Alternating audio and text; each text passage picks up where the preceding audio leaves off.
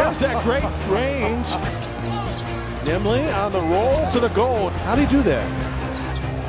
Nimley, long range.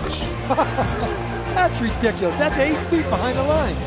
For him to be the best on the court, he has to show it. You know, at our games, people are calling him Kevin Hart, little guy, and he just comes down and hits a 3 for half court, and they have nothing to say. He's getting 30 points against your tall players, so what can you say to him? Now fires a 3 and buried it. Everybody talks about his size, but you know, on the court, Saah plays like he's 7 feet. He doesn't fear nobody. That's one of his greatest attributes. At only 5'8", 158, he actually one of the smallest players in the country, but he averaged almost 5.5 rebounds a game 2 years ago. You know, he has what it takes, and he works harder than anybody I know, and he has that chip on the shoulder and that extra motivation. I know that he's going to use that to prove a lot of people wrong and play on the next level and be very successful. Looking back over your 4 years, you've had a phenomenal record, especially your senior year. What is the single defining moment that you think describes your basketball career this far? I think it would definitely be that win against High Point on senior night for the conference championship. That was a really big moment in our career, especially for me and the other seniors that I came in with. You know, that's 2 championships in 4 years. You know, a lot of guys don't get to experience that, and you know, I was just blessed to be a part of a really good program and a really great recruiting class that year. And you know, we were able to do a lot of big things. So definitely that game probably set the tone for my career here, and I think we left a really good mark on our legacy here. Paint me that picture. What was going through your head? You know, we're in overtime and you're about to win this game, your senior night. What was the mood in the court? It was crazy, man. That was probably by far the craziest game I've ever played in.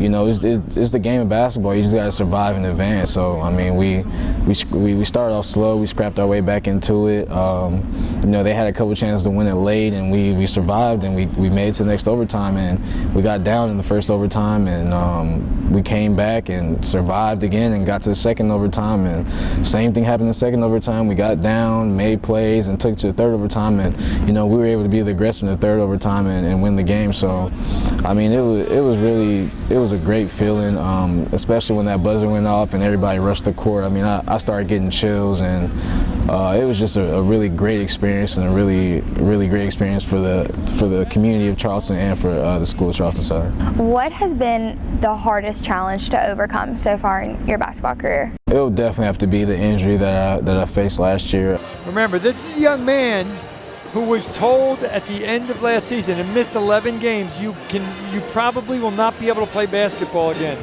And he appreciated that after the fact, not during the fact. I ended up losing all the cartilage in my knee. And you know, I actually played a couple games with it missing because we didn't really know exactly what was wrong. And when we found out, you know, the doctor told me, you know, you can't keep playing like this. You know, you're gonna have to sit down, you're gonna have to get surgery. And you know, it was like a 75% fail rate of the certain surgery that he wanted me to get, and I would have been out for like a year and a half. So what was going through your head when you heard the doctor say there's a 75% fail rate? I instantly just started thinking about my future. You know, basketball has been that integral in my life, and you know, being at a moment where you thought you might have lost it was definitely the biggest obstacle for me. It kind of puts everything in perspective. I've never been through anything like that, but to hear someone say that something you've dreamed of and something you've done all your life can be taken away from you, you know, it makes every day you step on the court or every day you do something that more special, and you know, you cherish it a lot more, and you want to work a lot harder. Before the knee injury, he was highly motivated, but since the knee injury, you can see it, you know, in his work ethic and everything, that it's more motivating now because a lot of people say he wouldn't be able to play again. What is it about you that makes you such a leader on the team, that is pushing you to be so successful in your basketball career? What is that? What is your drive? You know, one of my drives is definitely, you know, my teammates look up to me. I know they trust me, and they look to me for everything, and you know, to initiate things and stuff like that. So you know, it's kind of you don't want to let him down. And what are those qualities that he has that makes him such a leader on the court? tell you the truth, I don't know. It's just the way he carries himself. Like when I first came on my visit, it was just like everybody looked up to him no matter what, and I was just like, he's so small, and everybody's sitting here respecting him so much. I didn't know why, but it's just you give him respect. Nimley, a long range three. What great range this guy's got. What did it mean to you to win Big South Player of the Year? That meant a lot because, you know, it says that, you know, the media and the other coaches around the league thought that highly of you. So it meant a lot, especially, you know, I was up for the award my sophomore year. You know, I was running up for it, and even my freshman year, I was running up for Freshman of the Year. So, you know, it was really good to finally get that award, and, you know, something to have and something to remember your career by. Paint the picture for me. Where were you when you found out? What was going through your head? Tell us about that emotion that you're really feeling. It was actually after the High Point game, because another guy that played for High Point, he was also up for Player of the Year, and, you know, the talk that whole week had been, you know, whichever team wins this game and wins the championship, that player is going to be Player of the Year. You know, so it was kind of a toss-up, but I actually didn't figure out. I was in the training room getting treatment, and you know, one of my boys on the football team, he texted me. He said, "Congrats on being Player of the Year."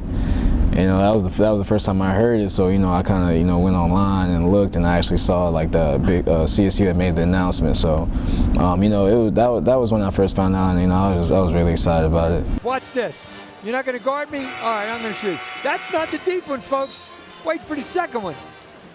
Just barely across the 10-second line. He's standing on the crown of the monarch there, and he gets fired up after that one. What has these last 4 years at CSU, what have they been like? What have they meant to you? It's been the best 4 years of my life. I know that sounds cliche, but I mean, it really has. You know, I think basketball has, you know, gone to another level, but also like the environment here is so great. You know, like the teachers come out to the games, the community comes out right behind the bleachers, and, you know, you have personal relationships with those people. It's just been a really great time for me in my life, and a really great time for me to grow as a man. We are at a Christian university, and so have you seen faith integrated into basketball?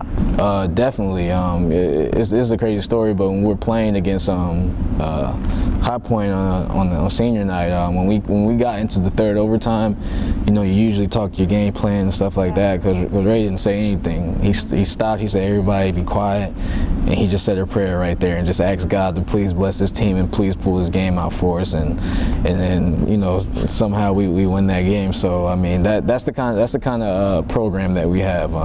Yeah, I mean, like we're in the heat of a game, and Coach Ray stops because he knows, you know what I mean, God makes everything happen for a reason. God does everything that we've been able to do. All the success we've had has been because of God. So, you know, him trusting in God, you know, he stopped right there and prayed for us and prayed for the game, and things ended up going the way God wanted it to go. And the shot clock turned off. It's CSU ball. Nimley for the lead. Got it. Well, he told us today he wants to play professionally somewhere in Europe, and somebody is certainly going to give him a look.